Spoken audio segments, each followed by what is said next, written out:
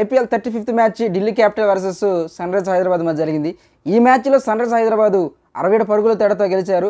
అయితే ఈ మ్యాచ్లో సన్ రైజర్స్ హైదరాబాద్ పరుగుల వరద కురిపించింది. 266 పరుగుల భారీ స్కోర్ అనేది చేయడం జరిగింది.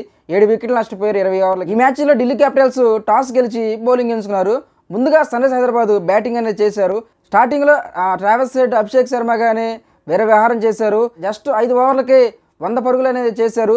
పవర్ ప్లే ముగిసే సమయానికి 6 ఓవర్లకి 125 పరుగులు చేశాడు. పవర్ ప్లేలో ఇదే హైయెస్ట్ స్కోర్. క్రికెట్ హిస్టరీలో ఇంతవరకు పవర్ ప్లేలో 125 పరుగులు అయితే చేయలేదు. ప్రొజెక్టెడ్ స్కోర్ అయ్యేసరికి 420 దాకా ఉంది. దాన్ని బట్టి అర్థం చేసుకోవచ్చు వీళ్ళిద్దరు బ్యాటింగ్ అనేది ఎలా ఉందో. వాళ్ళు అవుట్ అయినంత వరకు పరుగుల వరద అనేది కురిపించారు. 6 ఓవర్లకి 125 పరుగులు చేశారు. వాళ్ళు ఉన్నంతసేపు మ్యాచ్ అనేది చాలా స్పీడ్గా నడిచింది. హైలైట్స్ చూసినట్టు ఉంది వాళ్ళు ఉన్నంతసేపు బ్యాటింగ్ ఆడితే. ట్రావెల్స్ హెడ్ 89 పరుగులు చేశాడు. అదేవిధంగా అభిషేక్ శర్మ 46 పరుగులు చేశారు. పవర్ ప్లే అయిపోయినాక వాళ్ళిద్దరు వెంటనే అవుట్ అయ్యారు. వాళ్ళు అవుట్ అయిన కాడి నుంచి స్కోర్ అనేది తగ్గుతూ వచ్చింది. ఆ తర్వాత వచ్చిన షహబాజ్ 59 పరుగులు చేశాడు. ఆ తర్వాత నితీష్ కుమార్ రెడ్డి కూడా ఒక మోస్తారు ఆడటం జరిగింది. వీళ్ళు 5గురు ఆడిన బ్యాటింగ్ వల్ల స్కోర్ అనేది 266 పరుగులు చేశారు.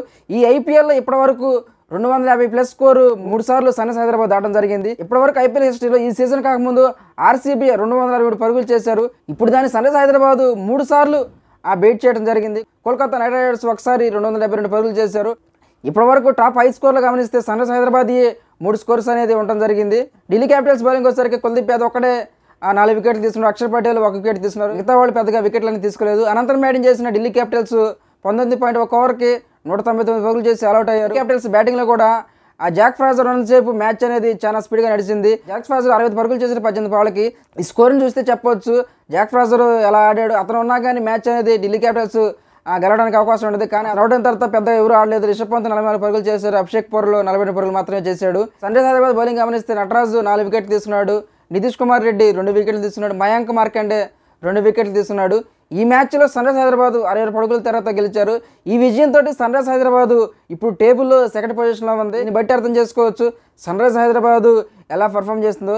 ఇలానే పర్ఫామ్ చేస్తే సన్ రైజర్స్ హైదరాబాద్ ట్రోఫీ రావడం అనేది చాలా ఈజీగా చెప్పవచ్చు. వాళ్ళ బ్యాటింగ్ చూస్తే చాలా విధ్వంసంగా ఉంది. ట్రావెల్స్ హెడ్ ఈ సీజన్లో సన్ రైజర్స్ హైదరాబాద్కి చాలా ప్లస్గా మనం చెప్పవచ్చు. ఈ సీజన్లో సన్ రైజర్స్ హైదరాబాద్ కప్ అయితే గెలవడానికి అవకాశం ఉంది. కానీ వీళ్ళు ఆడే ఆటను చూస్తే నెక్స్ట్ జరగబోయే వరల్డ్ కప్కి వీళ్ళు ఎలా ఆడతారో మరి చూడాలి. ఎందుకంటే ట్రావెల్స్ హెడ్ కానీ జాక్ ఫ్రాజర్ కానీ ప్యాట్ కమిన్స్ కానీ వీళ్ళందరూ ఆస్ట్రేలియాకి వీళ్ళ ఆట ఇప్పుడు ఎలా ఉందంటే రేపు వరల్డ్ కప్ కూడా ఇలానే ఉంటుంది. మరి అప్పుడు వీళ్ళని ఎదుర్కోవటం మరి ఎలా ఉంటుందో. ఏదేమైనప్పటికీ సన్ రైజర్స్ హైదరాబాద్ ఈసారి ట్రోఫీ గెలవడానికి చాలా అవకాశాలు ఉన్నాయి.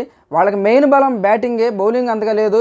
బ్యాటింగ్లో ఎంత స్కోర్ చేసినా కానీ బౌలింగ్ వచ్చేసరికి చాలా వీక్గా ఉంది. వాళ్ళు ఎంత స్కోర్ కొట్టినా కానీ నెక్స్ట్ బ్యాటింగ్ చేసే వాళ్ళు ఆ స్కోర్కి దగ్గరగా వెళ్తున్నారు. చూడాలి సన్ రైజర్స్ హైదరాబాద్ ఈ సీజన్లో ఆ ట్రోఫీ అనేది గెలుస్తుందో లేదో. Please friends subscribe my channel. Thank you.